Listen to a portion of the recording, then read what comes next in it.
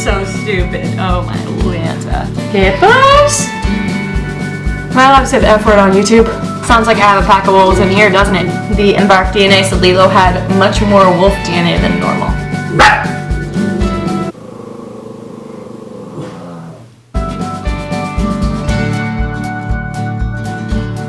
Today's been a rough one, YouTube, let me tell ya.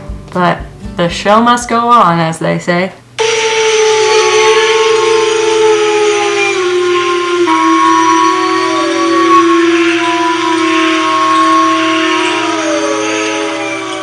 This is the wolf episode. Wolves were eradicated from Yellowstone in the early 1900s to protect livestock. The last wolf pack was killed in 1926. However, in 1974, the gray wolf is listed as endangered and protection efforts are mandated by the Endangered Species Act. Let's talk about the basics of food webs. So in this food web, we will see that all of the animals and plants in an environment are connected, and also fungi, but fungi aren't shown here. Let me talk about the names that we have in this food web. At the bottom here, these plants are called primary producers. Producers produce their own food, so that's the way to remember them. Then the animals that eat the primary producers are called the primary consumers. However, we won't go too far because plants can only provide so much energy for an ecosystem. These are our primary consumers, then above those are the secondary consumers. Now this continues on up. An animal can occupy multiple levels. They could be primary consumers and secondary consumers if they eat both grass and a deer. We don't have any that occupy two levels in this food web right now. Usually top predators are tertiary consumers or quaternary consumers. So the question becomes, now what happens if any animal or plant suffers in this food web? And just like Pocahontas taught us, all of the animals and all of the organisms in an environment are completely connected. If the wolf was to be taken away, as happened in real life, we're going to see some suffering of some other animals. So if the wolf gets taken away, what's going to happen to its immediate prey, the coyotes, the elk, and the mule deer? Well, those populations are going to skyrocket. They don't have a natural predator in their environment, so they're going to skyrocket. And that would be fine, except for that affects everything else in the environment, because those elk and mule deer were eating the grasses and the plants that are necessary in the environment for the beavers, the mice, all of the birds in the environment that are just represented by the rough-legged hawk here, but there's many others.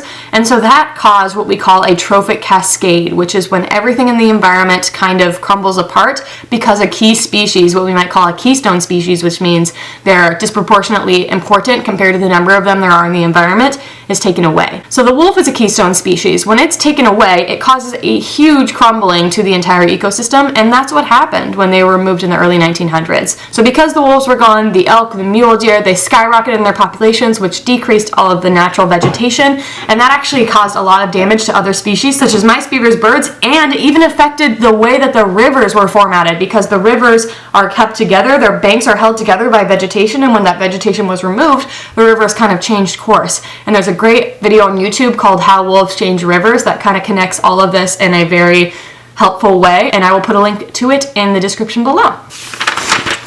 So those are our basics of food webs. The bottom line is that everything is connected and everything's going to affect everything else. We've also got the 10% energy rule. What the 10% energy rule means is that about 10% of the available energy is actually transferred to the next level above during consumption. So if we've got 100 kilograms of energy, or let's put it in joules because energy is in joules. So I'm just going to make up a random number here. If we've got 100 kilojoules of energy in the willow and the mule deer consumes the willow, then that mule deer is going to only get about 10 kilojoules of energy. And then when that wolf consumes the mule deer, the wolf is going to get 10% of the mule deer's energy. So it's going to end up with only 1 kilojoule from the original willow, because the willow's energy is divided by 10 and then divided by 10 again for the wolf. So that's the 10% energy rule, and it's important for understanding our ecosystems because that means that there needs to be a lot more plants in the environment than there are mule deer, and a lot more mule deer than there are wolves. That's why we often don't go past the quaternary consumer level, because there's simply not enough energy to sustain organisms higher than that. It all depends on the producers and the ecosystem because they provide all the energy in the first place. Also, we could talk about biomagnification because there's some interesting things that happen when toxins move up through the food chain, but we'll save that for another video. So the error that happened in Yellowstone in the early 1900s that started with humans removing the wolves, which led to a trophic cascade, is a great example of how food webs work, and many educational videos and activities are built upon this because it's a real-life example of how humans kind of F things up and then how to fix them again.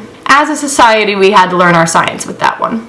After gray wolves were listed as an endangered species, advocates started to look into ways to bring them back into Yellowstone. However, this was really controversial because a lot of people didn't understand the biological significance of the wolves, or food webs in general, and they saw them as a menace to the livestock in the area and a potential threat to pets and families as well. Now I'm going to provide a timeline for you provided by the National Park Service. Again, I'll include a link to this in the bio. In 1991, Congress approves money for an environmental impact statement for wolf recovery efforts. In 1994, this assessment is completed and more than 160,000 public comments were received, the largest number of comments on any federal proposal at the time. In 1995 and 1996, 31 gray wolves from Western Canada were relocated to Yellowstone. In 1995 to 2003, the amount of livestock that was killed by wolves was much less than expected, only 256 sheep and 41 cattle over the course of those 8 years. As of now, though, the gray wolves have been toggling back and forth on the endangered species list and are currently not listed as an endangered species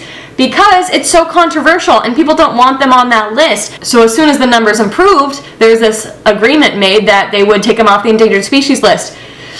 Which, if you do a little thinking, is just going to allow the problem to happen again and again and again and again. Also, introducing the wolves really did work. The elk were cut down by over half, and many other species that had been hurt before really made an incredible comeback.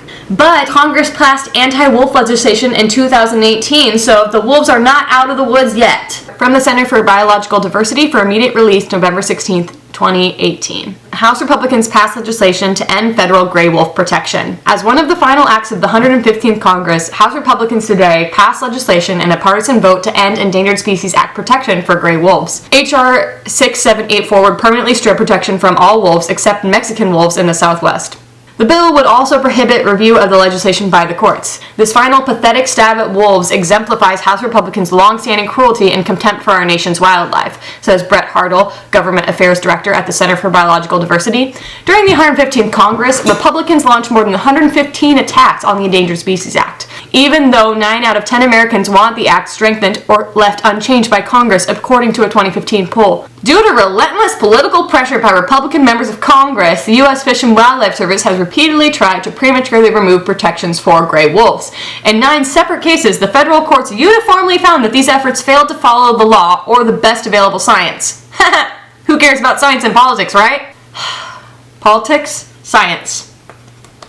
Gray wolves remain in just 5% of their historical range in the lower 48 states and have not recovered in many places where they could, like the West Coast, Southern Rocky Mountains, and New England. Now, what I'm about to say to you is the heart of this video. It can take decades to save an ecosystem, but only a short amount of time to destroy it. In my opinion, as humans, we have an ability and an obligation to protect the original wildlife that we found here as best as we can while also maintaining our own safety. We have to figure out how to make peace with nature, because if we destroy nature, we'll learn that we're going to destroy not only nature, but ourselves eventually. And when I think about how angry some small population of farmers are that wolves are affecting their livestock, well, I'm reminded that more animals are slaughtered in factory farms than there are humans on this planet every single year. Yes, more animals are slaughtered every year than there are humans on this planet in total. However, I acknowledge that individual farmers near Yellowstone are not responsible for the factory farm industry, and it would be really hard if this was hurting your livelihood. In a perfect world, we would have a government set up with more funding to help with these kind of animal-human conflicts. But we know that clearly our forefathers didn't truly respect the animals or people that were on this land before we occupied it.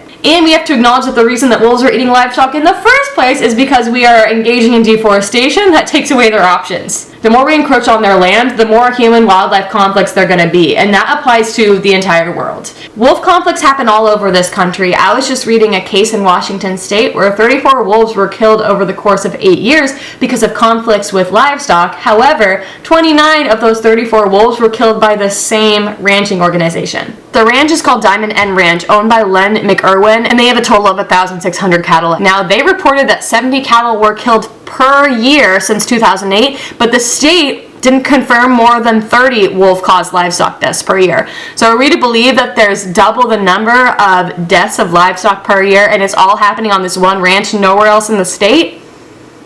I understand that wolf populations are concentrated in certain areas, but come on. Sounds like somebody needs to be held accountable, and I'm not talking about the wolves. A law that was proposed last year in Idaho would allow people to hunt and kill as many wolves as possible. There's a huge war on wolves, and if you look at our culture, it's not really surprising. If we just look at fairy tales alone, wolves are often depicted as these horrible creatures. If we look at Beauty and the Beast, the wolves attack Belle's dad. If we look at Frozen, the wolves attack Anna and Kristoff and Olaf. Little Red Riding Hood, Grandma's murdered. Enough said. Bottom line is our wolves need a new PR guy. And what's so weird is that dogs aren't even that far removed from wolves. And we love dogs. We hold them as these family members. And yet wolves are eradicated, continuously hunted to extinction. And as soon as we let them recover a little bit, we annihilate them again. The sad part is that there are even incentives for people who lose their livestock to wolves to regain some money. And yet this keeps happening.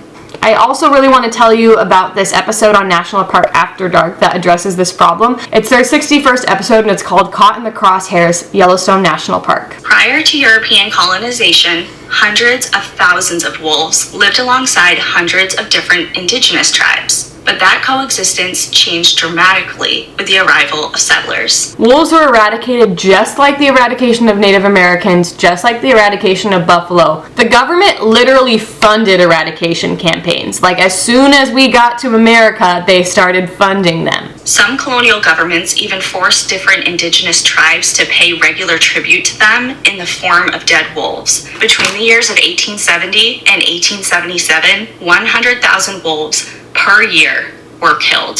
State by state, bounty systems were enacted, and in some, there was even a steep penalty for freeing a wolf that was caught in a trap. There's not 100,000 wolves anywhere in the United States. Yeah, never mind in the lower for 48. a year. Mm-hmm. It's just like even thinking of that number is insane.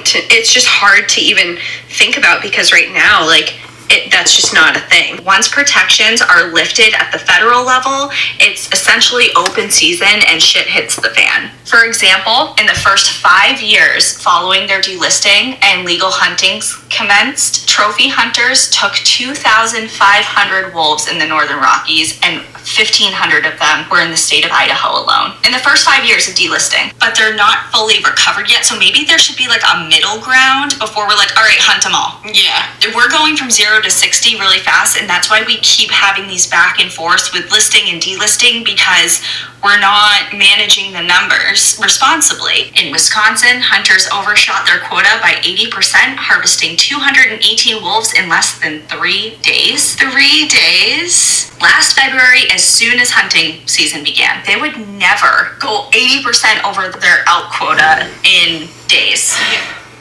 So true. Because they want herds. National Park After Dark calls the management of wolves in our country organized extermination.